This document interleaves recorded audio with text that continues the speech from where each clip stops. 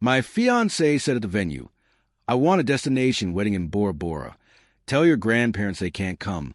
They're too old to travel." My grandparents raised me. I said, "Let me think about it." Then I canceled the venue, threw a small ceremony with my grandparents officiating, and married someone else 6 months later. I, 29M, work as a structural engineer in a major city, which basically means I spend my entire professional life making sure things don't suddenly collapse. Ironically, I somehow completely failed to see the massive, glaring structural flaws in my own relationship until it all came crashing down on a random Tuesday afternoon. I have always been a pretty calm, analytical guy who values loyalty and a solid plan above everything else. So, when I found myself standing in the exact center of the grand atrium of the city botanical gardens, I genuinely felt like all my years of hard work, saving, and planning were finally materializing into the perfect life. The glass ceiling of the greenhouse soared 50 feet above us, filtering the warm, late afternoon sunlight over meticulously organized rows of blooming orchids, cascading ivy, and exotic ferns.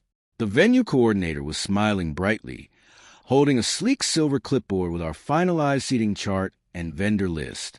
I had my checkbook out, pen in hand, ready to hand over the final $15,000 deposit for space, the high-end catering, and the live jazz band. We were exactly 6 months away from our December wedding date. Everything was set, locked in, and paid for up to this final milestone. I looked over at my fiancée, 27F, fully expecting to see the exact same excitement we had shared when we first toured the place a year ago. Instead, she was staring at the expensive floral arrangements with a look of profound, unmistakable disgust. She turned to the coordinator, her tone clipping the air like scissors. "Could you give us a minute? My fiancé and I need to discuss a sudden change of plans." The coordinator blinked.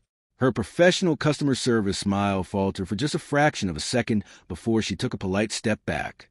She gave a quick nod and retreated to her glass-walled office across the atrium, leaving us completely alone among the orchids. I slowly lowered my checkbook, completely confused. We had spent 12 exhaustive months designing this event down to the exact color of the linen napkins. What change of plans? I asked, keeping my voice low so the other venue staff walking around wouldn't hear us arguing. My fiancée crossed her arms, her posture stiffening as she looked around the lush greenhouse like it was a local garbage dump. "I don't want this anymore. I was looking at Instagram last night, and this whole greenhouse vibe is just cheap. It's local. It's boring. I want a destination wedding in Bora Bora." I honestly stared at her for a few seconds, waiting for the punchline. There was no smile. She was dead serious. "Bora Bora?" I asked, my brain struggling to process the sudden, massive pivot. We'd been planning this exact wedding for a year. The $10,000 deposit we already put down is completely non-refundable. All our out-of-town guests have already booked their hotel rooms and non-refundable flights here. And more importantly, my grandparents cannot endure a 14-hour flight and multiple international layovers to the South Pacific. Here's the thing you really need to understand about my family dynamic. My grandparents raised me. My parents passed away in a tragic car accident when I was only 5 years old. I had nowhere else to go. My grandfather, who is now 82, worked grueling double shifts at a steel manufacturing plant for over a decade just to keep a solid roof over my head and decent food on the table. My grandmother, who is 79 and suffers from severe, crippling rheumatoid arthritis, spent hours every single night helping me with my math homework, despite her hands aching so badly she could barely hold a pencil.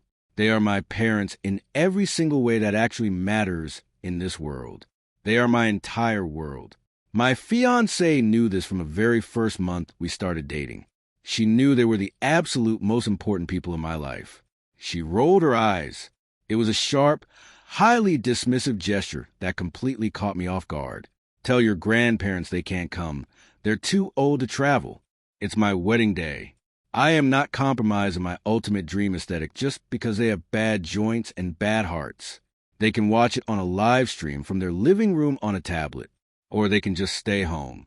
Let's be honest, they'll ruin the vibe of a tropical luxury wedding anyway with their wheelchairs and constantly complaining about the heat." The silence that followed was heavy and suffocating. I looked at the woman I had spent 3 years of my life with, the woman I had financially supported through her expensive master's degree program when she refused to work even part-time because she said it caused her too much anxiety. The woman who had sat at my grandparents' modest dining table eating Sunday roast for years, smiling and acting like she was thrilled to be part of the family. In that single, terrible moment, the mask didn't just slip a little bit. It completely shattered into a million unfixable pieces. I didn't yell. I didn't cause a massive public scene in the middle of the botanical gardens. A cold, absolute clarity washed over me, chilling me right down to my bones. I suddenly saw her exactly for what she was. Let me think about it, I said quietly, keeping my face entirely blank. Her deep scowl instantly vanished, replaced by a radiant, victorious smile. I knew you'd see it my way. It's going to be so gorgeous, and the photos will be incredible. I'll start looking at overwater bungalows tonight when we get home. She confidently linked her arm through mine as we walked out to the parking lot, completely oblivious to the fact that she had just permanently destroyed our relationship. That night, she went to bed early, claiming she was exhausted, but actually just excited to enthusiastically research luxury Pacific Island resorts on her phone. I stayed awake in the dark living room, sitting on the couch with a glass of ice water. Something about her sudden, incredibly aggressive pivot to Bora Bora gnawed at my instincts. I always knew she cared about appearances, but this was different. It wasn't just highly entitled behavior. It felt deeply calculated. She hadn't just suggested a generic beach somewhere nearby. She had specifically named Bora Bora. She had the entire argument ready to go, and she was entirely too eager to exclude my family from the picture. Her iPad was charging on the kitchen counter. We had always maintained an open phone and device policy, knowing each other's passcodes, though I rarely ever checked her things because I genuinely trusted her. Tonight I did. I walked into the kitchen, bypassed the lock screen using her birthday, and tapped on her messaging app. I didn't even have to scroll down. Right at the top of the screen was a highly active text thread with a contact saved simply as yoga instructor. I knew for an absolute fact my fiancée hadn't been to a single yoga class in over 2 years because she constantly complained it made her back hurt, my heart hammering against my ribs. I opened the thread. The messages were definitely not about scheduling morning stretching sessions. They were from her former coworker, a 30-year-old guy who I had met twice at corporate holiday mixers and was explicitly told had moved across the country for a new job. Let's call him the affair partner. Affair partner. Did you tell him yet? The resort needs a wire transfer by Friday or we lose the premium overwater suite reservation. Fiancé. I planted the seed today at the venue. I told him I wanted Bora Bora and that his ancient grandparents couldn't come because of the travel. He said he'll think about it, which means yes. He always caves to whatever I want eventually. Affair partner. You're absolutely sure you can get the cash out of the joint account without him noticing right away? My credit cards are completely maxed out right now from the boat rentals last month. Fiancé, relax. The joint wedding fund has 30 grand in it. I'll just transfer the money to my personal checking account tomorrow. Tell him I'm paying the Bora Bora event planners directly to handle the currency exchange rates. And we book our tickets. We do a fake 10-minute ceremony on the beach just for the Instagram photos to keep him quiet. And then we have a 2-week luxury vacation, just you and me. I'll deal with divorcing him and taking half his retirement assets when we get back. He's such a complete pushover. He won't even fight it in court. I sat perfectly still at the kitchen island for 3 hours. The blue glow of the screen illuminated the absolute ruin of my immediate future.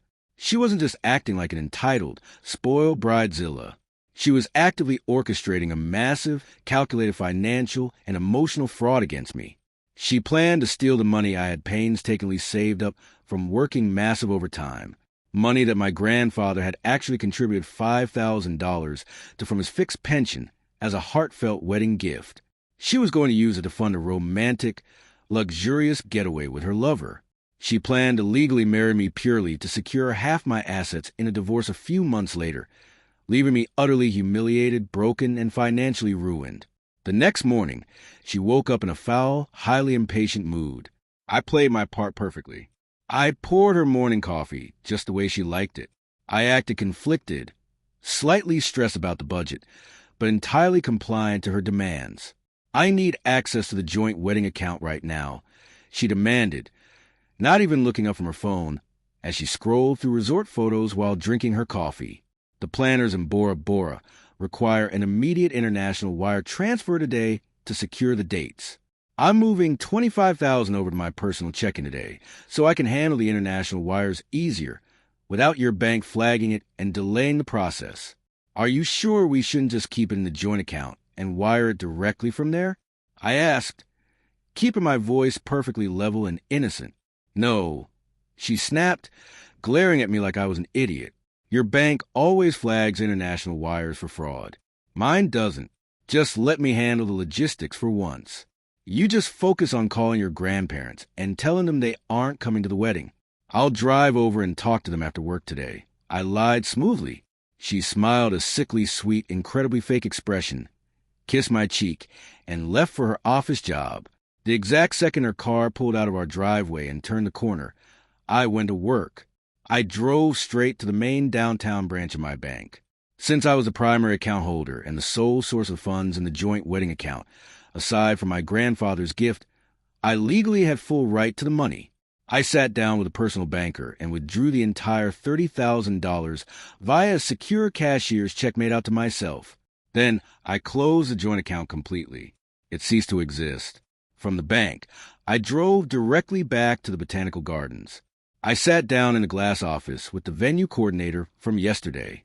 I need to cancel the wedding, I said plainly, looking her right in the eye. She looked deeply sympathetic, probably used to seeing couples implode under the stress. I understand. If you're moving to a destination wedding, we do have a strict cancellation policy regarding the initial deposit. I'm not moving to a destination, I interrupted. The wedding is off entirely. I caught her cheating last night. But before we do the cancellation paperwork, let me ask you something. The contract for this space is solely in my name, correct? She pulled up her digital files on her monitor and checked the scanned documents. Yes, only your signature is on the binding agreement, and all the initial deposits came directly from your personal checking accounts. Great. I know the $10,000 deposit is completely non-refundable for cancellations, but I don't want to cancel the event date itself. I want to keep the high-end catering, keep the live band, keep the venue space. I just want to rebrand it. Put a temporary hold on the details for me. Can we do that? The coordinator smiled, a genuine, warm smile of pure solidarity. We absolutely can put the contract on hold and convert the event type for you. What are we celebrating instead? Over the next 4 days, my ex's behavior escalated from merely entitled to completely and dangerously unhinged. She tried to make her sneaky online transfer from her office computer and realized the joint account was closed and completely inaccessible. She stormed into the house that evening, slamming the front door and screaming at the top of her lungs. "Where's the money?" she shrieked, throwing her expensive designer purse violently against the hallway wall, completely dropping the loving Fiancée act. The bank flagged the account for suspicious activity. I lied, maintaining steady eye contact. I had practiced this exact excuse in the mirror for an hour. Something about a massive fraud alert regarding an unauthorized international vendor ping from a foreign IP address. They froze the whole thing and forced me to move the funds to a secure, temporary holding account while their internal fraud department investigates. They say it will take at least a full week to clear the investigation and release the funds. She panicked. I could literally see the cold sweat forming on her forehead and her hands start to shake. The Bora Bora deposit deadline was rapidly approaching on Friday, and her affair partner was likely breathing down her neck for the cash. This is when the truly dirty tricks began. Desperate for immediate cash to secure her illicit trip, she went completely behind my back. She drove over to my grandparents' small, modest home on a Tuesday afternoon while I was stuck at the office. My grandfather called me a few hours later, his voice trembling so badly I could barely understand his words. "Son," he said softly, sounding older than he ever had, "your fiancée was just here. What did she say to you, Grandpa?" My grip on my phone tightened until my knuckles turned completely white. "She told us that you both decided to get married in the islands." She said you didn't have the heart to look us in the eye and tell us that we weren't invited because of our health and mobility issues. And she asked your grandmother for her diamond. My grandmother possessed exactly one item of real, substantial financial value in this world. A stunning 2-carat vintage diamond ring that had originally belonged to her great-grandmother. It was a priceless family heirloom that was meant to be passed down to the generations. She said, my grandfather continued, his voice breaking slightly with suppressed emotion, that since we were saving you so much money by not attending reception dinners, the absolute least we could do was give her the antique ring to melt down and sell, to help pay for the resort room upgrades. When your grandmother told her absolutely no and asked her to leave, she called her a selfish, useless old burden and stormed out of the house. A cold, dark, terrifying fury settled deep into my bones. The time for playing passive games and gathering quiet evidence was officially over. That very afternoon, I received a sudden alert on my phone from Experian. A hard credit inquiry had just hit my report. My ex, having failed to steal the family ring, had gone into our shared fireproof safe in the bedroom closet, taken my physical Social Security card, and attempted to apply for a $25,000 personal loan online, digitally forging my signature on the application. She had just crossed the line from being a terrible, cheating partner to committing a literal federal crime. I didn't call a family lawyer because we weren't legally married yet. I called a ruthless civil litigator highly recommended by a partner at my firm. I sat in his polished downtown office the next morning and laid out the printed iPad screenshots, the bank records showing my sole deposits, and the credit alert showing the fraudulent loan application. The lawyer, a sharp-eyed man in his late 50s named Marcus, reviewed the documents with grim, calculating expression. In this state, applying for a financial loan in someone else's name without their explicit consent is identity theft and wire fraud. It is a serious crime. Furthermore, her written intent in these text messages to use the joint wedding funds for an illicit vacation with a third party under the deliberate, calculated guise of marrying you constitutes fraudulent inducement in contemplation of marriage and attempted civil conversion. I don't just want to stop her. I told him, my voice dead calm, I want to ruin her. Legally. Completely. I want her to face the absolute maximum consequences of her actions and her insane entitlement. Marcus leaned back in his leather chair, a small, highly predatory smirk playing on his lips. We will contact the local police precinct immediately regarding the identity theft aspect. But civilly, we can file a massive lawsuit for fraudulent misrepresentation, attempted conversion, and intentional infliction of emotional distress regarding the harassment of your grandparents. We can seek punitive damages for the deposits she tricked you into making under false pretenses. And I know exactly how and when we're going to serve her the papers. You see, my ex had planned a massive, opulent bridal shower for herself. She had invited over 60 people, including her friends, her entire extended family, and all her upper management co-workers. She had booked a private, fully catered room at an upscale country club, putting the $5,000 bill on a credit card she fully assumed I would eventually pay off after the wedding using my annual bonus.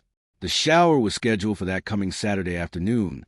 On Saturday morning, I woke up at dawn, packed all of my personal belongings into a large moving truck I had rented under a friend's name to avoid tracking, and permanently moved out of our lease apartment. I left her clothes, her vanity, and her furniture exactly as they were.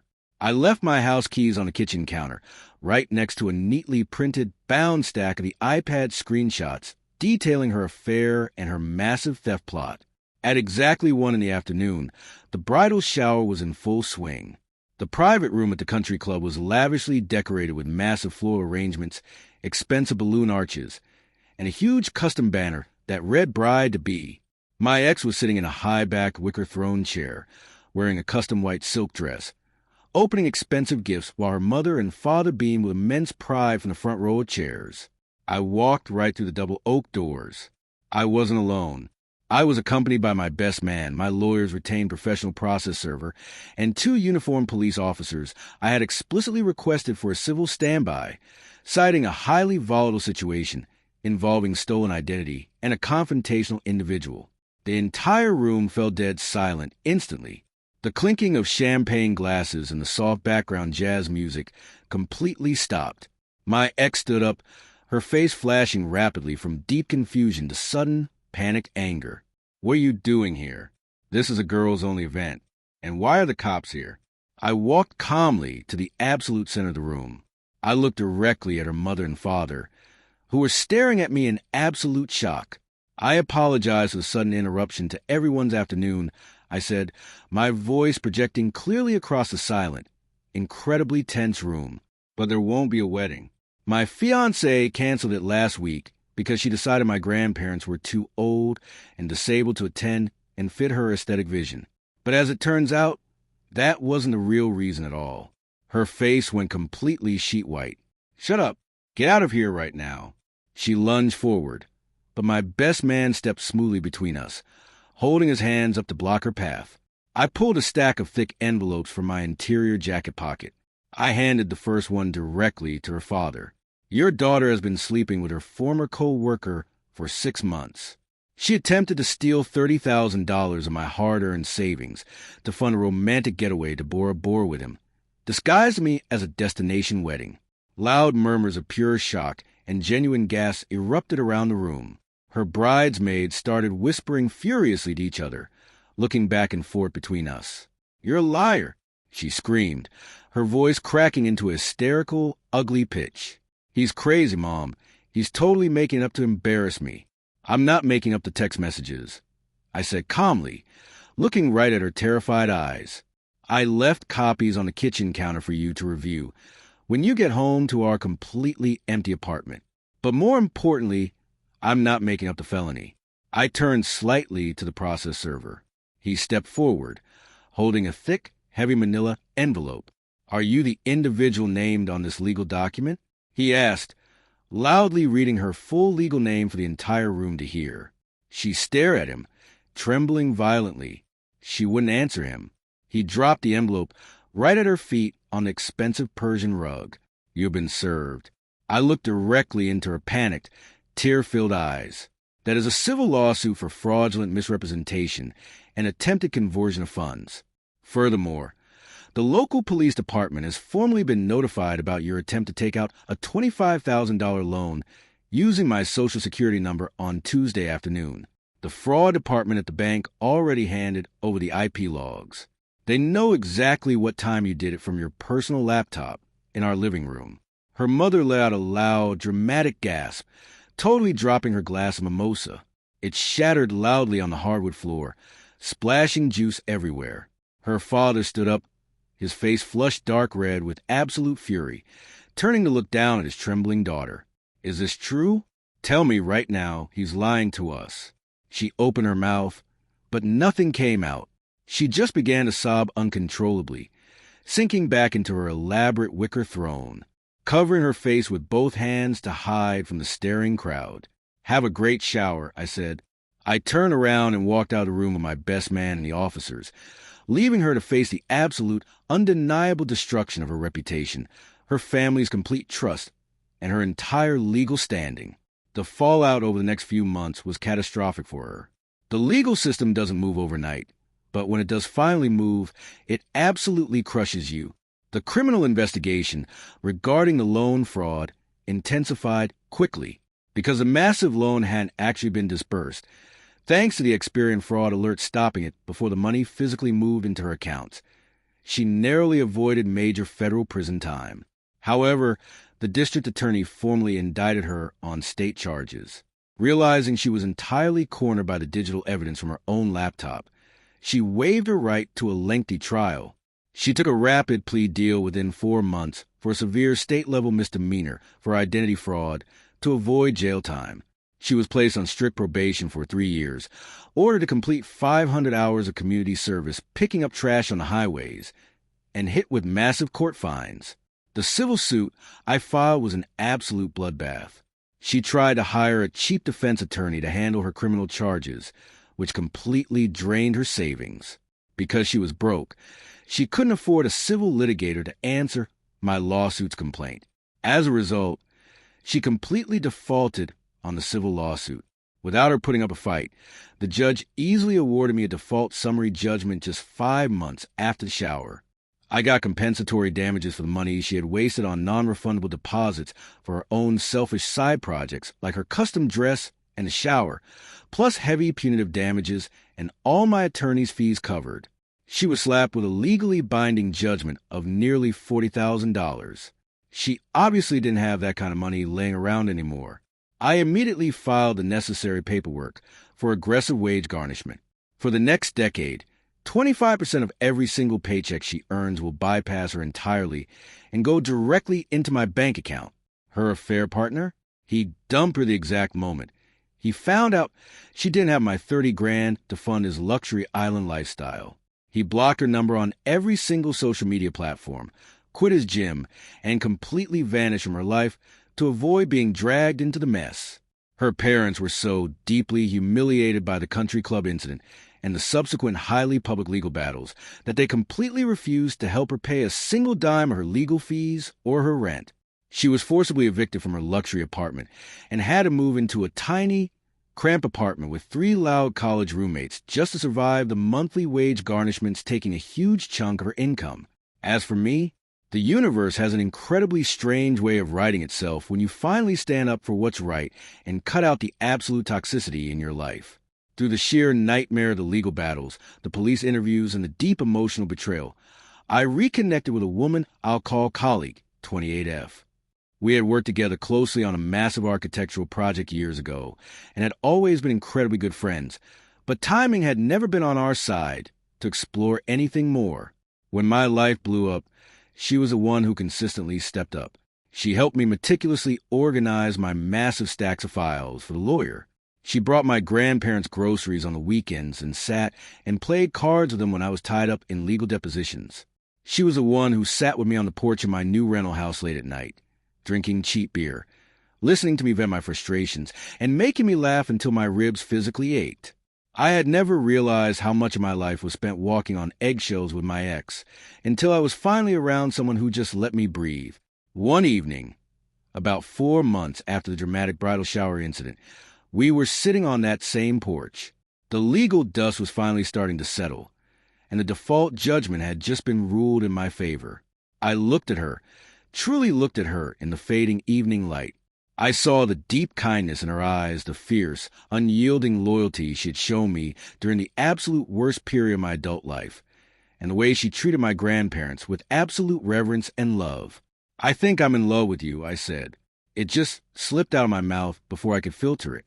No elaborate planning, no grand, sweeping gesture. Just a raw, honest truth. She smiled, her eyes tearing up slightly as she looked back at me. "I've been in love with you for 5 years. You idiot." We didn't want to wait. Life had already brutally proven to me exactly how fragile and fleeting time could be. I didn't want a long, stressful, dramatic engagement. I didn't want a massive performative spectacle to show off to people I barely knew. I just want to be married to the right person, surrounded by the people who actually mattered. 6 months to the day after I initially canceled the event, the original wedding date finally arrived. I kept my promise to the venue coordinator. We didn't cancel the event. We used the credit and rebranded it perfectly, exactly like we had discussed. The botanical gardens were filled with just 50 of our closest, truest friends and family.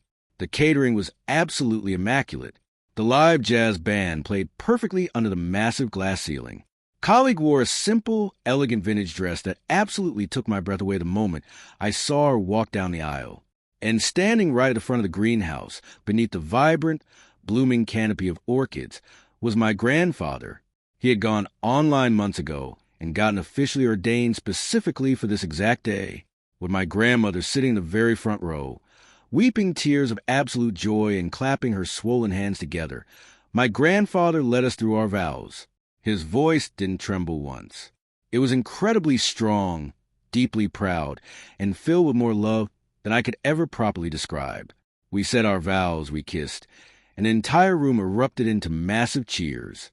It wasn't a pretentious destination wedding in Bora Bora, funded by stolen money and deceit. It was exactly where I was meant to be. The next morning, my new wife and I sat at our kitchen table, casually addressing a few formal wedding announcements to distant extended family members who couldn't make the trip due to the weather. I paused, holding a blank white envelope in my hand. A wicked, highly satisfying thought crossed my mind. I wrote down an address I knew all too well from staring at the legal paperwork for the wage garnishments. I took a glossy, high-resolution photo of my wife and me, kissing under the blooming orchids of my grandparents, smiling proudly in the background, and slipped it into the envelope.